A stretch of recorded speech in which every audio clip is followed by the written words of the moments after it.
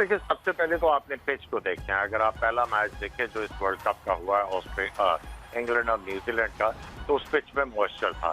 तो टॉस जीत के पहले बैटिंग देना जो है वो न्यूजीलैंड के काम आया।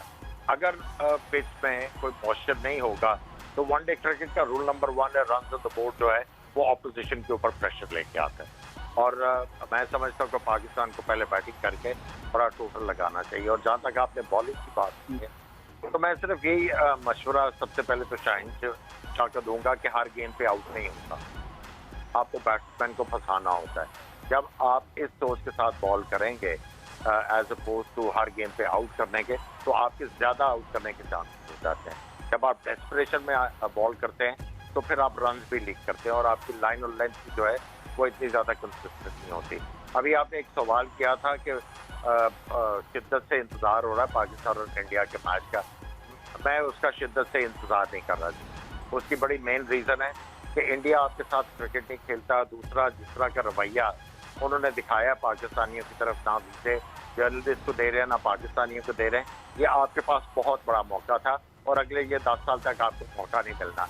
क्या आप उनको थोड़ा सा दान दिखा सकते हैं? अगर हम लोग सारा वर्ल्ड कप खेलते और इंडिया से सिर्फ गिमिक करने के लिए इनकार करते तो आप देखते हैं वो टेबल के ऊपर बैठ के आपके साथ नेगोशिएशन जरूर करते, लेकिन हम लोगों ने बहुत बड़ा मौका अपने हाथ से गंवा दिया। बिल्कुल सलीम साहब, आमिर साहब ने बिल्कुल ठीक कहा है कि हमारे पास ये मौका था और इंडिया की जानिब से बड़ी हठधर्मी दिखाई गई है। जर्नलिस्ट को वीज़े नहीं मिले, शायकीन क्रिकेट को नहीं। फिर उसके बाद हमने ज़ैनब वाला भी केस देखा कि उनको किस तरह से थ्रेट करके वापस भेजा गया।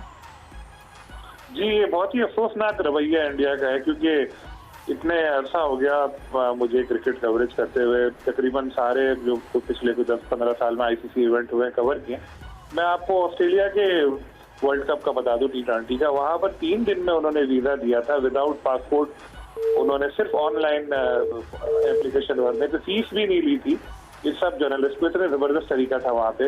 इवन बायोमेट्रिक भी उन्होंने एग्जाम्प्ट कर दिए थे और इंडिया ने इतना मसला बना दिया कि इतने 15-20 दिन बाद कल परसों कॉल आई कि पासपोर्ट जमा करा दे। अब जमा कराया, 8 से उन्होंने कुछ लोगों को वीजे दे दिए, तो होपफुली अब पासपोर्ट मिल जाएगा। लेकिन मैचेस मिस हो चुके हैं 2, और जाते हुए भी सच्ची बात है डर ही लग रहा है। और ज़ैनब वाला वाकया भी देखा कि कहीं, और दूसरे लोग भी यही डरा ही रहे। तो ऐसा नहीं होना चाहिए। क्रिकेट खोली जा रही होती है तो जिस तरह लोग देखते हुए एंजॉय करते हैं, तो जो वहाँ बैठ रहे हैं सहाफ़ी, उनके साथ भी ऐसा होना चाहिए कि खौफजदा ना हो बल्कि एंजॉय करें। तो हर लिहाज में अगर आप देखें, इस वर्ल्ड कप में बद इंतजामिया उरूज पर नजर आई है शुरू से लेके। चाहे वो पिचेज हो, ओपनिंग सेरेमनी नहीं रखी और शेड्यूल बार बार चेंज होता रहा, काफी सारी बद इंतजामिया नजर आई है।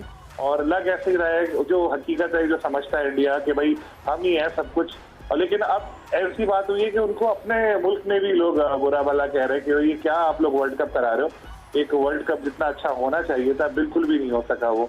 और अब यकीनी तौर पर आईसीसी भी देख रही होगी, लेकिन आईसीसी इसमें कुछ कर नहीं सकती। अगर आईसीसी कुछ कर सकती और उसकी चलती तो वो टैक्स जो होता वही माफ करा लिया जाता है, क्योंकि आईसीसी इवेंट के लिए टैक्स माफ कराने की शर्त होती है। लेकिन इंडिया कहता है जी इंडियन गवर्नमेंट हम तो टैक्स लेंगे। फिर अब होता ये कि इंडियन बोर्ड अपने शेयर में से आईसीसी की वो टैक्स वाली रकम पूरी करता है। सही, इंडिया ने बड़ी हठधर्मी दिखाई है। जर्नलिस्ट को वीजा नहीं दिया गया और हमने देखा कि कोई शायकीन क्रिकेट पहली बार वर्ल्ड कप के मैचेस देखने नहीं जा सकता। ये अफसोस की बात भी है, लेकिन अब मैच से जुड़ी दीगर खबरें भी शामिल करेंगे।